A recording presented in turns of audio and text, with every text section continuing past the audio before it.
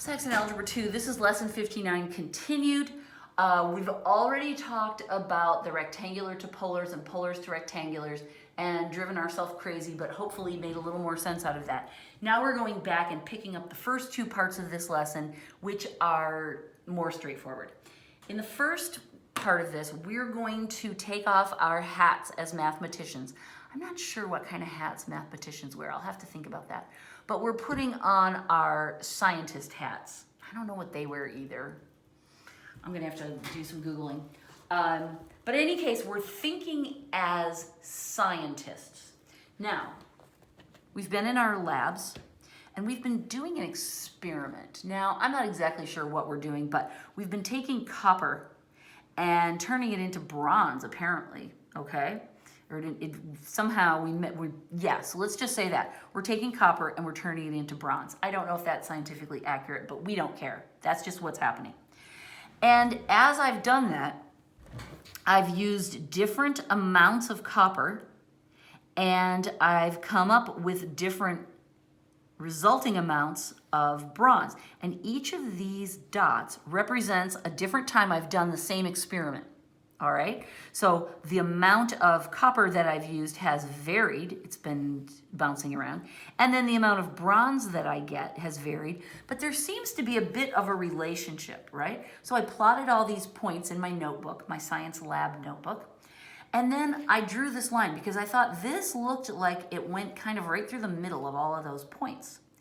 And what I want to do is I want to find the equation of that line because I think that equation will describe this relationship between copper and bronze that I've been doing these experiments about.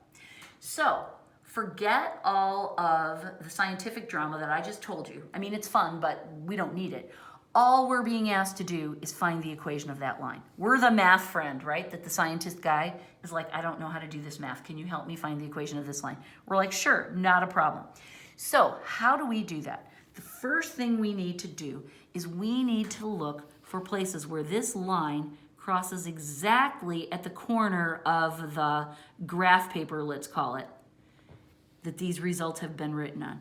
This is the most annoying part of these problems, is that our scientist friends don't always think to draw this line so that it comes out evenly at some of these corners. So we got a lot of these messy places where the line isn't coming out on the graph paper cleanly, and then we can't read the scale properly, right? We want to have easy to read values. So what we want to do is find two of those points that look like they're nice and clean. To me, I think this point 5,5 right here, that looks pretty good. That looks nice and clean. And then 1540, this point looks pretty good. You guys, this is the hardest part of these problems, is we're dealing with these scientists' logbooks and they're not as neat and tidy as we would like them to be. We have to kind of sort through and try to make sense of what they've recorded.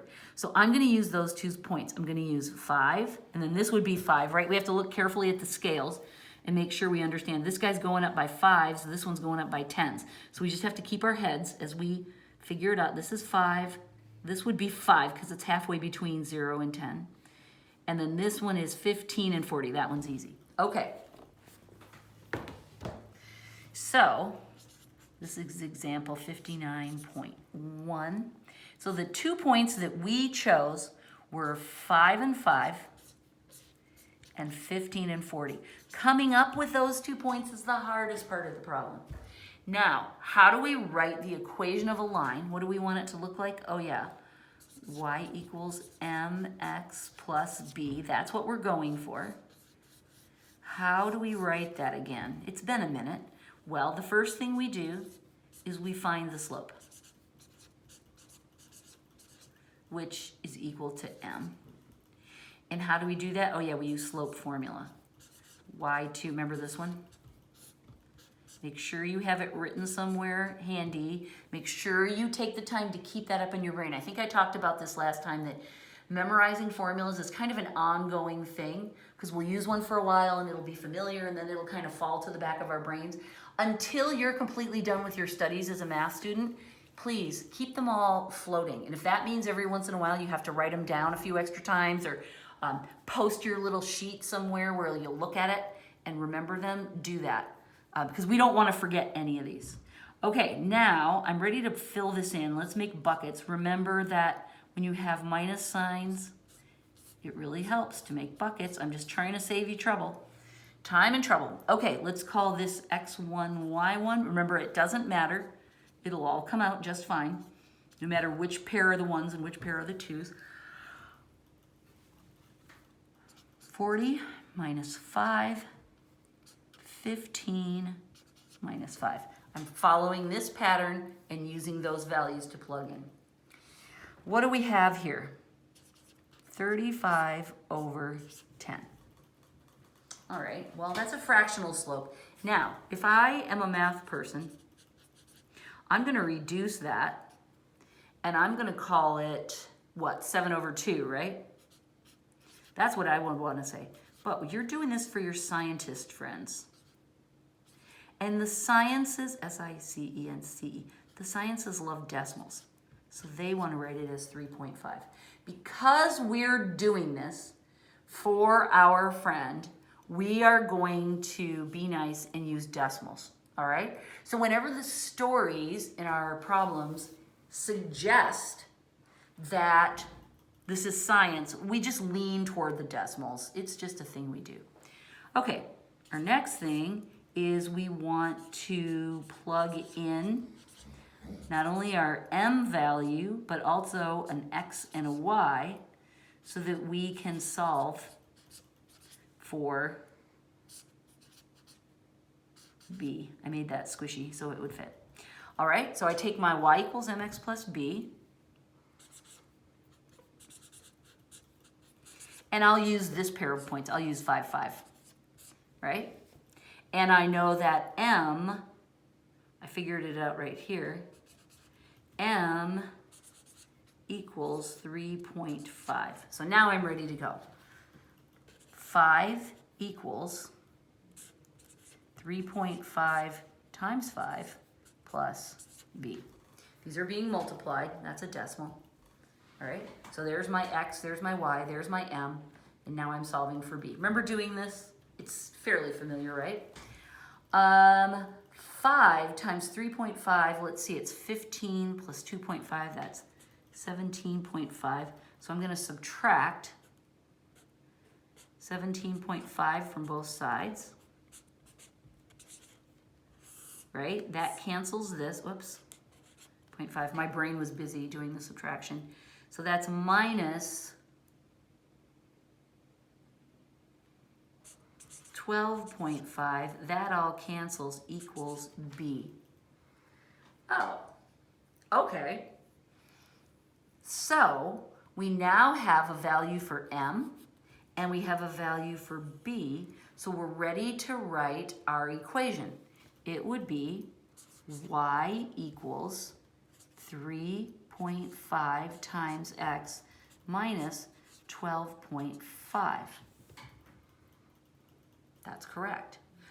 We just make one last adjustment because this scientist guy is our friend. We want to help him out. What we notice is that in his notes, he's labeled the x-axis as copper and he's labeled the y-axis as bronze. So we ask him, what are the scientific notations for those two elements? And he tells us that copper is Cu and bronze is B.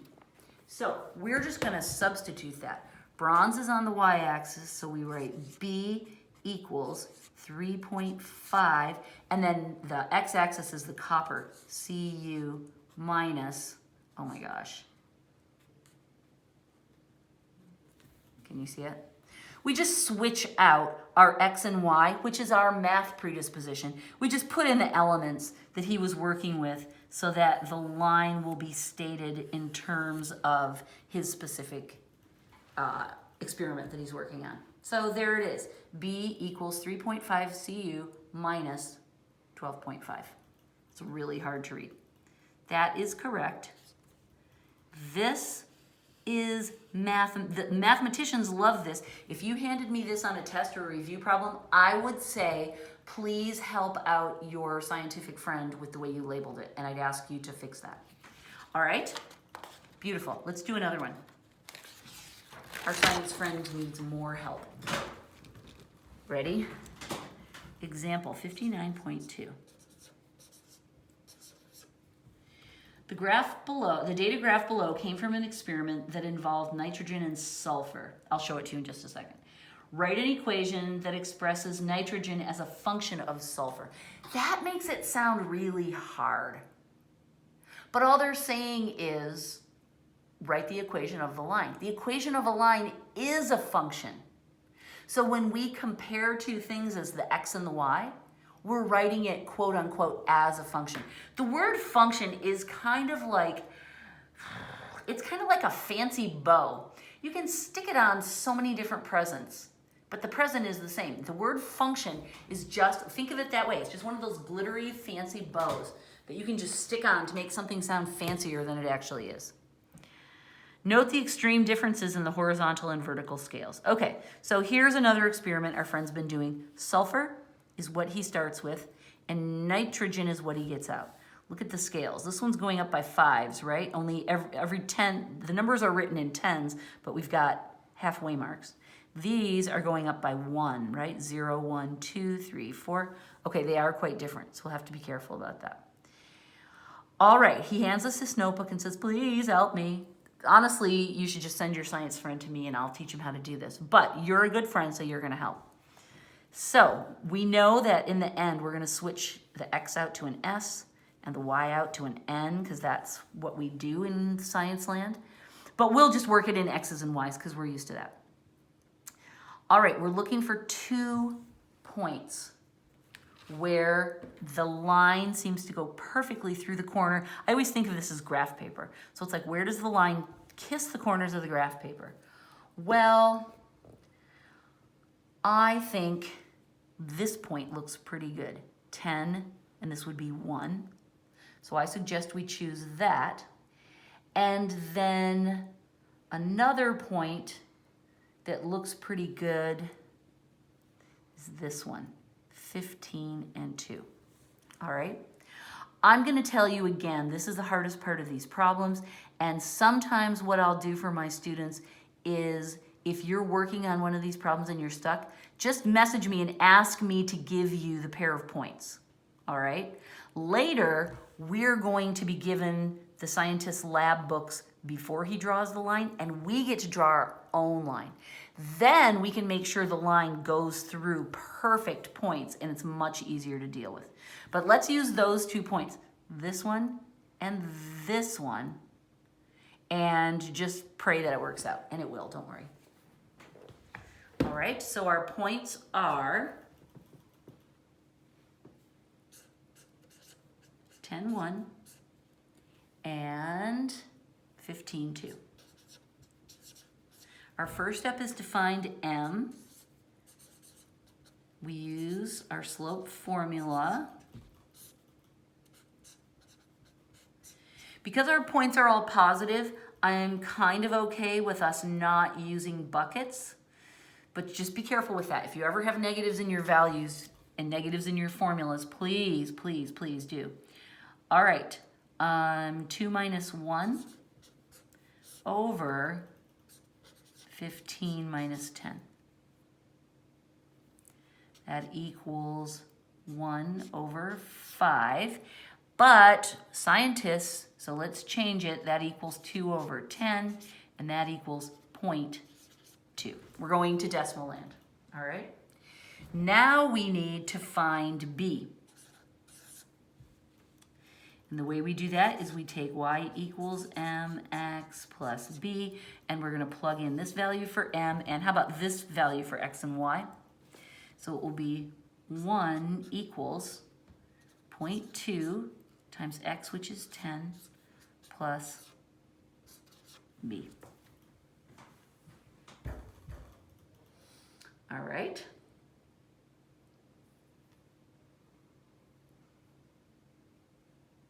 No, I did that wrong. No, I didn't.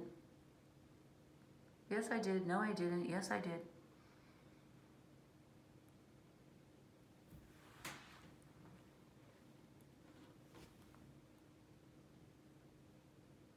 Okay, let's just keep going. This 0.2 times 10, this 10 bumps it. So we're going to make this 2, and we need to subtract 2 from both sides. Minus 1 equals our b value. Okay. Now we're ready to write our equation. Are you ready?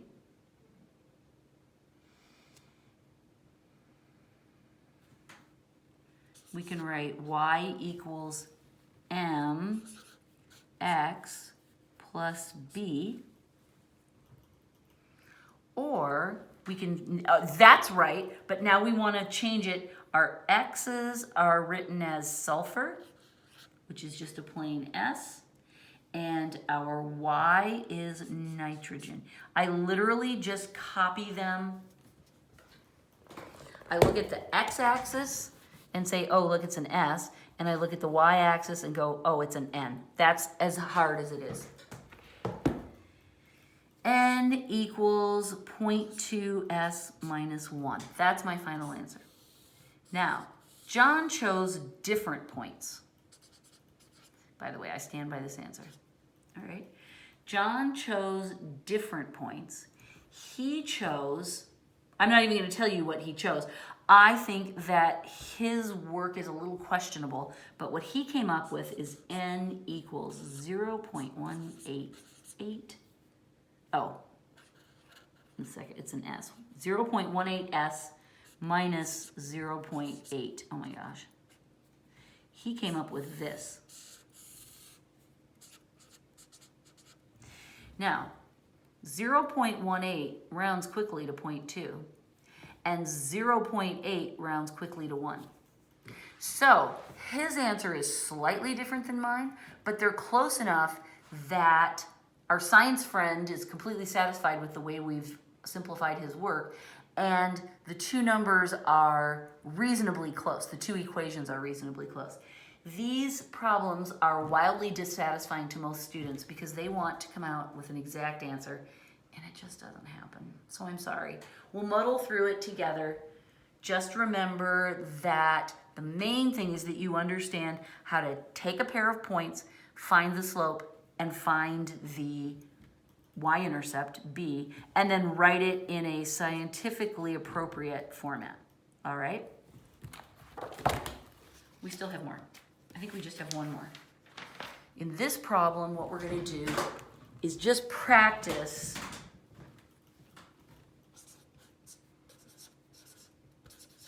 solving systems of equations where we are given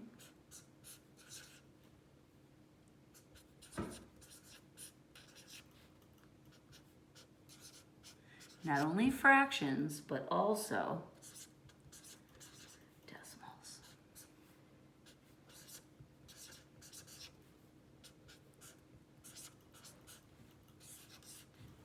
Oh, that's a really sloppy one.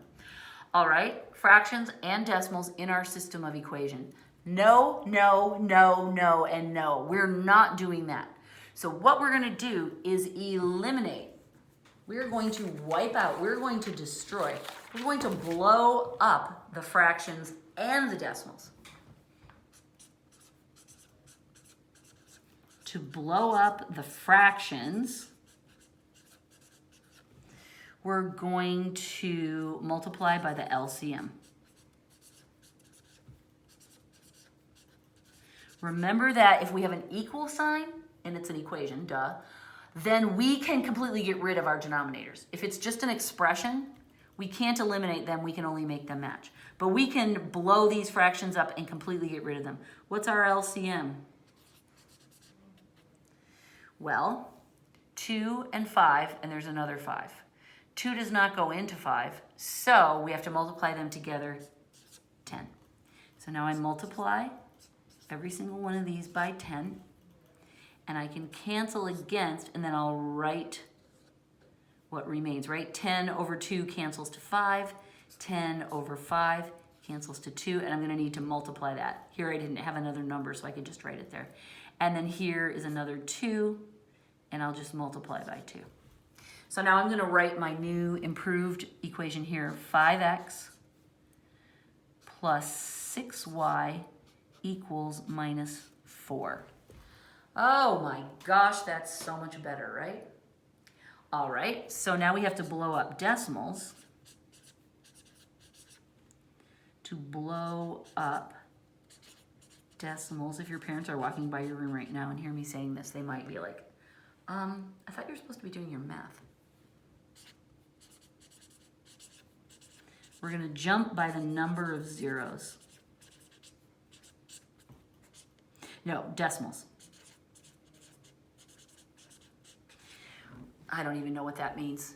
All I do is look at this. I'm gonna have to move that decimal twice to get rid of it. Here I only need to move it once. Here I need to move it twice. We have to jump it by the same number for everybody, so we pick whoever needs the most jumps and satisfy them, right? If we only jumped it once, then we'd still have drama in these other numbers.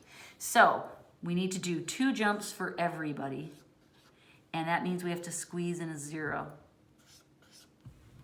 if there isn't another digit to jump. So now we have 6x minus 20y equals 104. Oh, so much better. This is our new system. Now we go ahead and solve however we see fit. I would like to do elimination. I do not want to eliminate those, even though that's the minus. I don't want to be multiplying by such big numbers. I'll just do this. I'll multiply the top one by 6, and I'll do the bottom one by minus 5. My brain naturally prefers it if the minus signs are below, right? Because it's kind of like a subtraction problem. So if I have to add a minus sign, I like to put it in the bottom number. Okay, so let's multiply through 30x plus 36y equals minus 24. And now multiply this one through minus 30x plus 100y equals minus 520. Wow, that's an adventure. Now we're ready to squish. These cancel. We get 136y equals minus 544. Good Lord.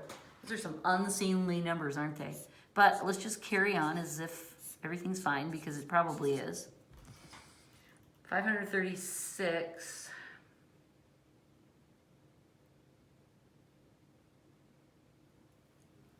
Here's what my brain's doing. I'm trying to figure out how many times 136 goes into there. The way that I do that, because it's not an intuitive thing, I think, okay, something multiplied by 6 has to end up with 4. What times 6 has a product that ends in a 4? 6 times 1 is 6, 6 times 2 is 12, 6 times 3 is 18, 6 times 4 is 24. Okay, there's the 4 I'm looking for. 6 times 4 is 24. Could this possibly be 4 times 136? Would that work? So I go over here and I just multiply it through 24 to 12.